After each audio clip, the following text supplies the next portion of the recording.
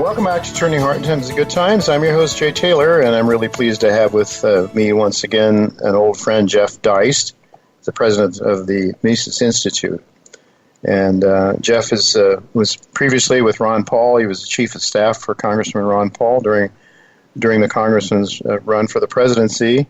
He has a background in taxes. He's an attorney, and he's really a lover of freedom and free markets and liberty. Of course he is. He worked with Ron Paul. And so it's always good to have Jeff with us. Thanks for joining us again, Jeff. Thank you, Jay. You know, it's so good to have you with me again. I was actually met up with Rand Paul this past weekend at a book signing ceremony, and he was at Strand's downtown on 12th Street and Broadway, and he and his wife were talking about his new book, which has to do with socialism and why it doesn't work. And I thought back to those days when you were with Congressman Paul, and when Rand Paul just became a senator. Actually, you invited me and Teresa down to the swearing-in ceremony, and I met Rand for the first time. And I remember going over to Rand. I mean, I didn't go over to him. He came into the room and saw me and extended a handshake. And I said what was on my mind with him. I said, your legacy will be whether you'll be as pure as your father. And, you know, that was just something that was on my thought. It was probably out of place to say that because everybody has to be their own person. Us libertarians know that more than anyone.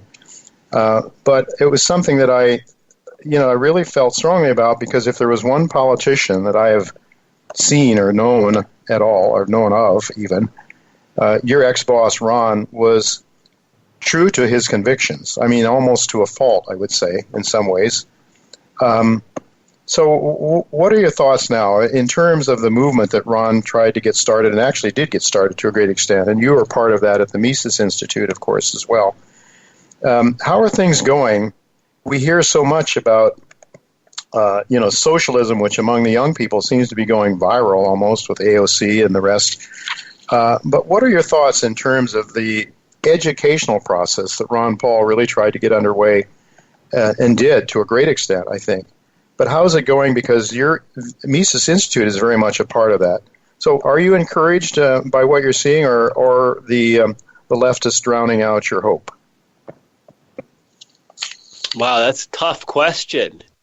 I think a lot of young people are absolutely enamored of socialism.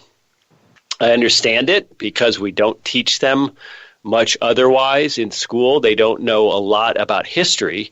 And of course, history is probably the most important subject of all to understand why various forms of collectivism don't work, but in fact produce very terrible, horrific results for a society. So when young people look around them and find a lot of the markers, basic markers of adulthood, are not available to them or are very difficult to achieve. Things like getting married, buying a house, being debt-free, getting a good job because you went to college, things that their baby boomer parents might have not taken for granted, but nonetheless enjoyed, are simply not available to them. And of course, the big lie that we told young people was that student loan debt's different.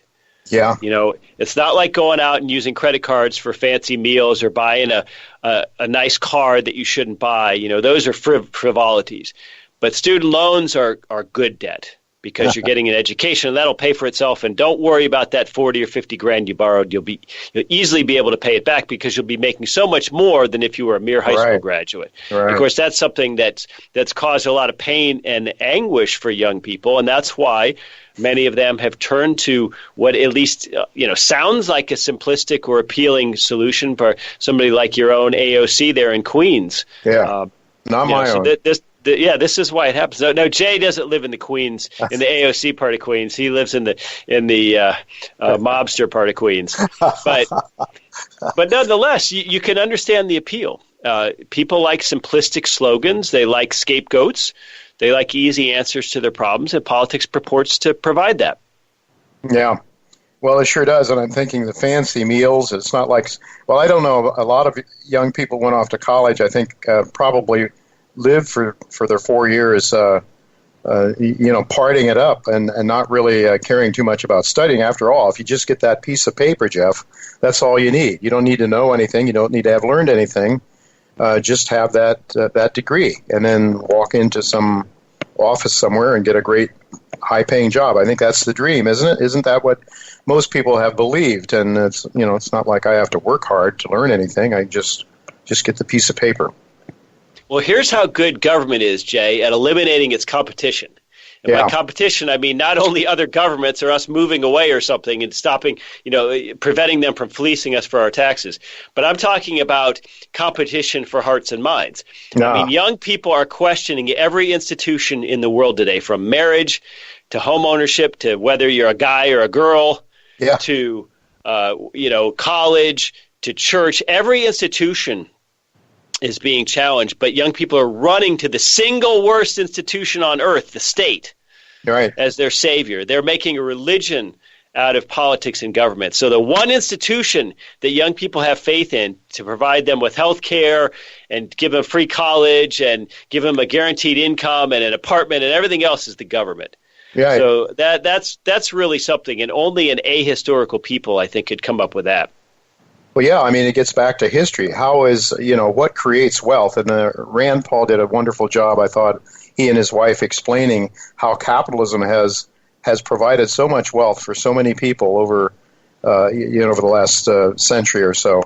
And yet it's not taught, it's not understood. And, you have Hillary Clinton and the likes of her talking about how government creates wealth, not corporations or private individuals. Of course, they've got it backwards. Your boss, Ron Paul, in the past, he used to say that if we are free, we will be prosperous. I guess that's definitely what we're talking about. Capitalism and creates wealth. I mean, the people create wealth through the freedom of capitalism, I guess, right? Well, to me, capitalism is just a word for what people do when you leave them alone. And that is they create property rights and they trade with one another. So I don't think capitalism is a system per se. It's the absence of a system imposed by the state generally. Right. So, but clearly, what allows us to entertain nonsensical ideals about socialism in this country is because we're already rich. Right. And we can live a long time off the fumes of the capital that was accumulated by previous generations. And so this is why the West is enamored of capitalism, and this is why the West is enamored of socialism, and why the East is enamored of capitalism, because all the people in China who have lived for centuries in very modest circumstances are now saying, hey, we want a little bit of that. We want some of that Western wealth. We want running water and electricity and cars and iPhones and all that great stuff. Mm-hmm. So it's really interesting that the Western world, which bequeathed the notion of capitalism, is now running from it, and the East is embracing it. It's one of those ironies of our day. But again, this is because people are dopey about the material wealth all around them. When you walk out of Jay's place in Queens and you walk down the street, there's a cornucopia of restaurants and shops and public transportation, and across the way planes are taking off. Across the bay there, and the whole thing is just an absolute unbelievable marvel. And what allows all of this to sort of materialize every day? Well, the government does its best to thwart a lot of it, but it materializes anyway. And so people don't understand this. They think that the wealth that surrounds us will continue to exist regardless of the incentives put in place by an Elizabeth Warren or whomever, and that's just not true. Right. Jeff, speaking of capital, I think there's one idea. I mean, I think that people don't really understand what capital is. The banks created money out of nothing to the banks. The Federal Bank, the Federal Reserve, created money out of nothing, gave it to the banks to save them from bankruptcy during 2008, 2009. They called that capital. What damage does that do when capital is created out of nothing and the people who have actually saved their money and not consumed it are diluted, essentially? The value of their capital is diluted. Are we destroying capitalism in a sense, by that intervention in the government, in the markets, I guess, right? Well, it's important to distinguish between money and capital. Capital, I think we should define very, very broadly as the accumulated wealth in an individual or an organization, a company, or even in a society or a country. So wealth takes many forms. It's simply creating more money, whether that takes the form of actual physical currency or just electronic blips on a commercial bank's balance sheet with the Fed, or deposits with the Fed. Creating new money doesn't bring any new goods or services into society. It doesn't magically mean that there's more of anything other than just money. So by definition, money creation doesn't create wealth. The only question is who gets the money, when do they get the money, and what do they do with it? So it turns out that the people who get the money first tend to be people who are closer to the federal government and closer to central banks. Whether they are contractors with the government, whether they're what we call primary dealers amongst commercial banks. And so by the time, let's say, a less affluent person sees some of this money trickle down to him or her through their Social Security check or something, it's generally worth far less. So capital isn't money per se. Capital is wealth. And what happened when the Federal Reserve, in effect, recapitalized U.S. commercial banks because they were all insolvent, they were all crunched for liquidity, they were all in over their head. A lot of them had a ton of bad and toxic mortgage debt or mortgage-backed securities, bundled debt on their balance sheets. So the U.S. federal government, the Treasury, in conjunction with the Fed, came along and said, "We're going to recapitalize you guys. We're going to create a bunch of new money out of thin air, and then we're going to give it to you, and you'll have reserves in exchange for the Fed. We're going to buy some of your assets." And so, I mean, you can't even begin to understand the distortive effects this had throughout the economy. What other industry gets recapitalized? I guess the auto industry does.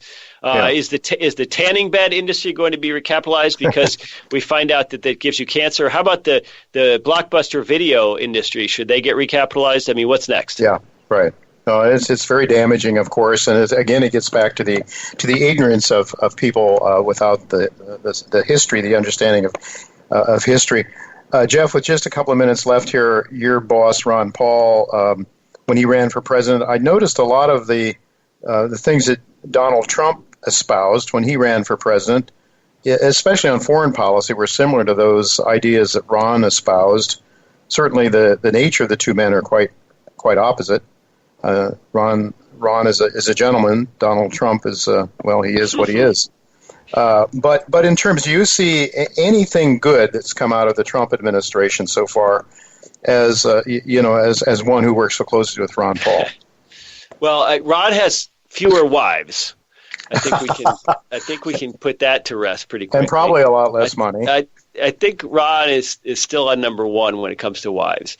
I think it was never about Trump. It was never about his advisors, his cabinet, his policies. It was never about any of that. What Trump represents to me is that so many Americans, 60-odd million Americans, were willing to go off script and vote for this crazy TV star, reality star, real estate guy from New York City against the anointed, entitled, everybody knows is going to win next neoliberal Hillary Clinton, who was groomed for the position for years and years, got upset in a sense by Barack Obama, and was basically, represented the next stage of Western social democracy, of progressivism. She was going to not only be the first American president in the U.S., but she was going to be sort of a global avatar of that Clintonian brand of neoliberalism, and that this was just inevitable. This was like the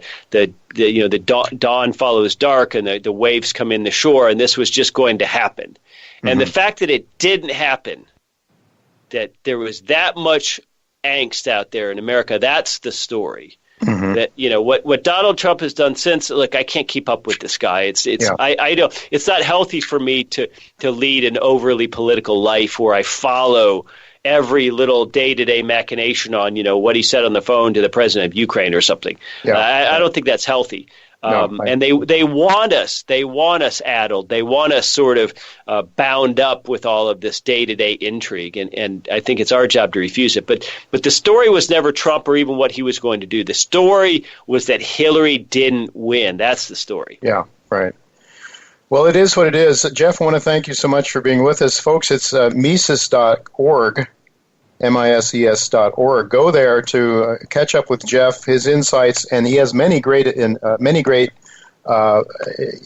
that he does there. On the weekend, he has a weekend interview, a lot of great information, free market stuff. I can't recommend Mises.org enough.